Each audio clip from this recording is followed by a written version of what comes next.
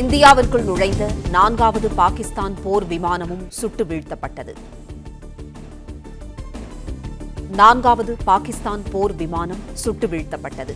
இந்தியாவிற்குள் நுழைந்த 4வது பாகிஸ்தான் போர் விமானம் சுட்டு வீழ்த்தப்பட்டது. ராஜகுமரன் ஏற்கனவே ஒரு F-16, 2 JF-17 விமானங்களை இந்திய ராணுவம் சுட்டு வீழ்த்தியிருந்தது.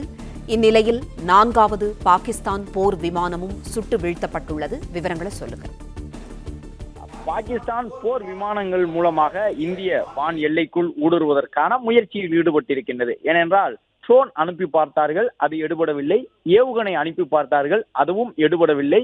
இந்த நிலையில்தான் போர் விமானத்தை பயன்படுத்துவோம் என்று அவர்கள் அமெரிக்காவிடமிருந்து வாங்கியிருந்த போர் விமானம், பாகிஸ்தான் சீனாவோடு சேர்ந்து தயாரித்திருந்த போர் விமானம், அவற்றையெல்லாம் எடுத்துக்கொண்டு இந்திய வான்பரப்பிற்குள் ஊடுருவ முயற்சி செய்தார்கள்.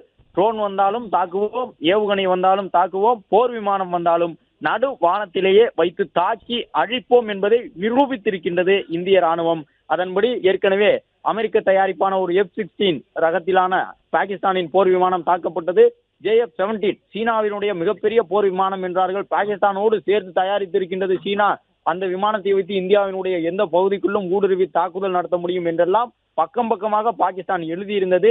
அந்த JF-17 என்கின்ற சீன தயாரிப்பு விமானம் வந்த வழி தெரியாமல் நடுவானிலேயே அழித்து சிதைக்கப்பட்டிருக்கின்றது இந்திய ராணுவத்தால். மொத்தமாக இதுவரை 4 போர் விமானங்களை, பாகிஸ்தானின் 4 போர் விமானங்களை இந்திய ராணுவம் சுட்டு வீழ்த்தி இருக்கின்றது. ஒரு முக்கியமான கேள்வியினை இது எழுப்பி இருக்கின்றது. ஏற்கனவே சீனாவோடு சேர்ந்து பல ராணுவ ஒப்பந்தங்களை போட்டிருக்கக்கூடிய பாகிஸ்தான் சீனாவிடம் இருந்துதான் ராணுவ விமானங்கள், ராணுவ போர் தளவாடங்கள் அனைத்தையும் கொள்முதல் செய்து வைத்திருக்கின்றது.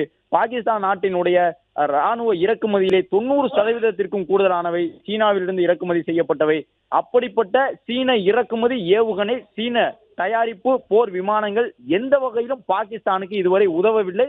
அது பற்றிய தகவலை எல்லாம் தனியாக இந்த போர் நிறைவடைந்த பிறகு தனியாக அலசி ஆராயலாம் என்று இந்திய ராணுவ வல்லுநர்கள் கூறியிருக்கின்றார்கள். ஏனென்றால் சீனாவினுடைய ராணுவ ஆயுதங்களுடைய பலம் எந்த அளவு இருக்கின்றது என்ற ஒரு கேள்வியினை சர்வதேச அளவில் பிளே ஸ்டோர் மற்றும் ஆப் ஸ்டோரில் இருந்து பாலிமர் செயலியை QR கோடு மூலம் பதிவிறக்கம் செய்யுங்கள். செய்திகளை உடனுக்குடன் பெறுங்கள்.